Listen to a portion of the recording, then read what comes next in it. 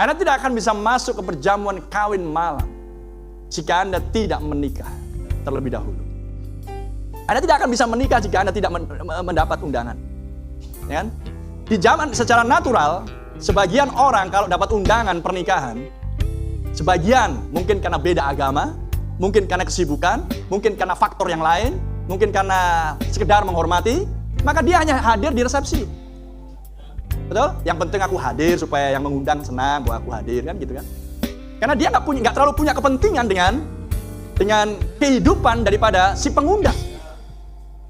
Paham?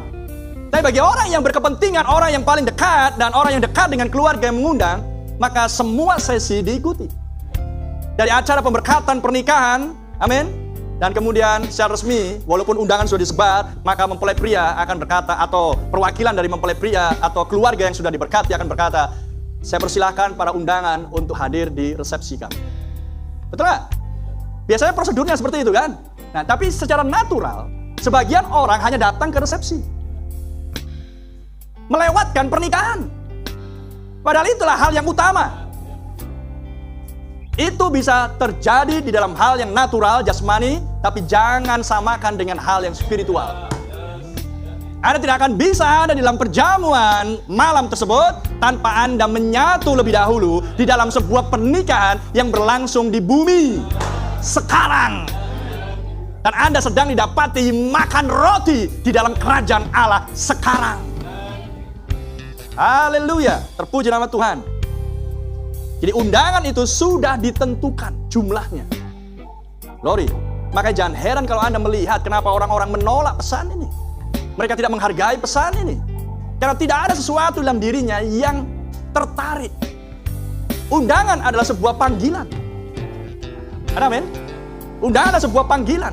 Dan di akhir zaman Tuhan mengutus hamba waktu senja untuk menyebarkan undangan. Haleluya. Namun undangan itu hanya akan bisa diterima oleh mereka yang sudah ditentukan untuk diundang. Oh, terpuji nama Tuhan. Dan pelayanan utusan di waktu senja ini memiliki 3 tarikan. Tarikan 1 dan tarikan yang kedua. Menyebarkan undangan sebanyak mungkin. Sehingga Anda melihat bahwa pelayanan utusan di waktu senja di akhir zaman, pelayanannya melampaui yang lain. Anda lihat apa yang berlangsung di Durban, apa yang berlangsung di Afrika. Sebuah pelayanan terbesar yang pernah ada di abad 20. Dan bahkan lebih besar dari pelayanan Tuhan Yesus pada waktu di bumi. Ratusan ribu manusia berbondong-bondong setiap malam datang ke stadion. Oh, terpuji nama Tuhan. Dan itu berlangsung selama berhari-hari. Dan bahkan bisa terus berlangsung sampai Tuhan katakan stop. Tapi oleh karena Brother Branham waktu itu mengikuti jadwal panitia, sehingga dia harus meninggalkan Durban. Sedangkan malaikat Tuhan katakan, jangan pergi ke kota lain.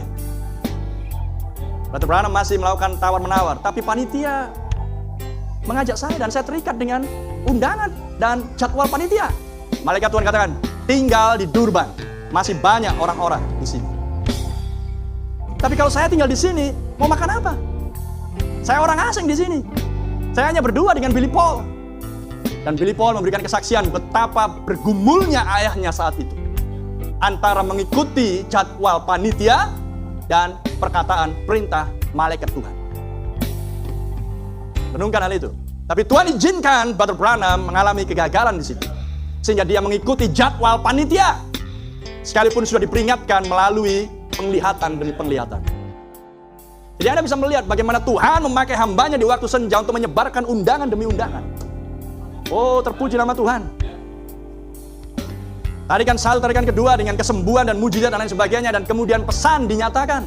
Seruan dinyatakan. Amin. Makanya dikatakan di Lukas 14, paksa mereka. Supaya ruangan perjamuan menjadi penuh. Haleluya. Melalui tarikan 1 dan tarikan kedua, banyak orang yang beralasan. Amin, maksudnya. Walaupun mereka sudah melihat manifestasi Yesus yang sama, kesembuhan, mujizat, tanda-tanda heran yang supranatural, tetap mereka tidak bergerak. Penebusan sepenuh